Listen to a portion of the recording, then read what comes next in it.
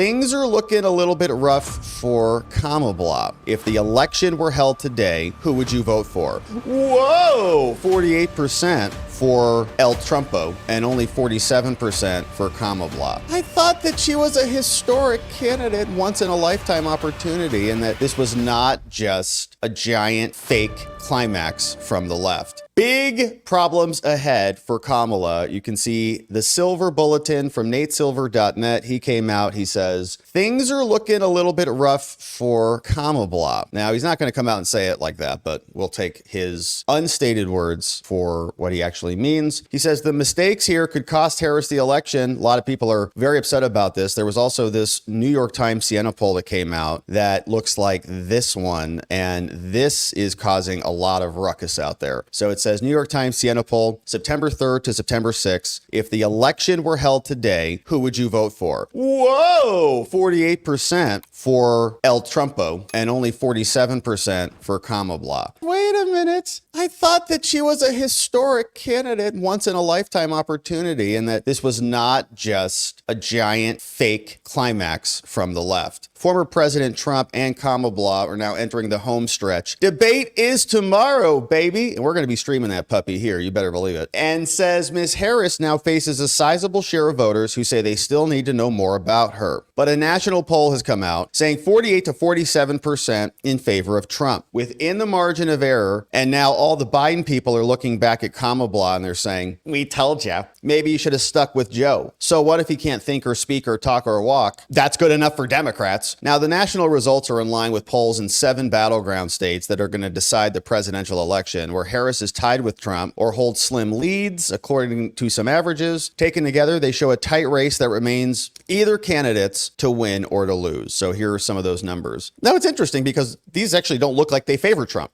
right? Kamala is up in Wisconsin, 50 to 47. Kamala's up in Michigan, 49 to 47. Pennsylvania, 49 to 48. Kamala on top, tied in Nevada. Georgia, tied. North Carolina's tied. And Arizona's tied. Now, over 8 weeks remain, just a bit over, but both candidates have scant opportunity to shift this. How this time Siena polls compare. And so we see other polls, polling average 49 to 47, 48 to 47, and more. So it is not what they want to see. Now, he says for a second time this week, this is Nate Silver, he says, yeah, this came out this morning, not looking good. It's a good survey for Trump. He's up 1 or 2 points among likely voters. Now, ordinarily, I wouldn't think it's worth to write a story on this, he says, but this one merits an exception. He says, first, New York Times is our second highest rated pollster. So there's a real lesson here in the dangers of poll cherry picking. Democrat partisans have been blowing up my mentions on X. He's like getting irritated, complaining about which polls aren't included. Now, usually that stuff comes out in a wash through things like model adjustments, but this is a large sample size. It's a very recent poll. Fourth, the poll provides trend lines for comparisons. The numbers are just a bit worse for Harris than previous national surveys. And fifth, the Siena poll tends to singularly drive the media conversation, right? So everybody's going to go, uh-oh. He says, yes, I know it's just one poll. A series of YouGov polls also out this morning also found a tie in Pennsylvania. Harris leading by 1 in Michigan, which he should be up much higher than that, and 2 in Wisconsin, is consistent with it being a toss-up. But the Times poll has reduced Harris's lead to 2.5 points. We're seeing the trend come back down. You can even see it right there on the screen. And just a lot of it was inflated, just like her country and her head. It is not reality. There are a few moments from the debates that we'll never forget. They're saying in 2019, right, there could just be one phrase in here that just takes Kamala out. Could happen any minute. Flip-flopping. She's been getting some criticism a bit from her non-answers thus far. And the Washington Post came out with this story today. They said, hey, look, wow, Kamala came out and her policy is now on her website. Wow, that's incredible news. She's running for president. Great to hear it. Says Vice President Kamala posted a list of her policy positions on her website on Sunday. Wow, that's great because she's running, you know. And what's interesting is the page outlines her agenda on the economy. On each issue, the campaign contrasts her positions with the agenda of Project 2025, which is not Trump's policy at all. So great. So it just shows you how pathetic they are, to be quite honest with you. They don't even have a policy that goes against Trump. They have a policy that goes against Project 2025, which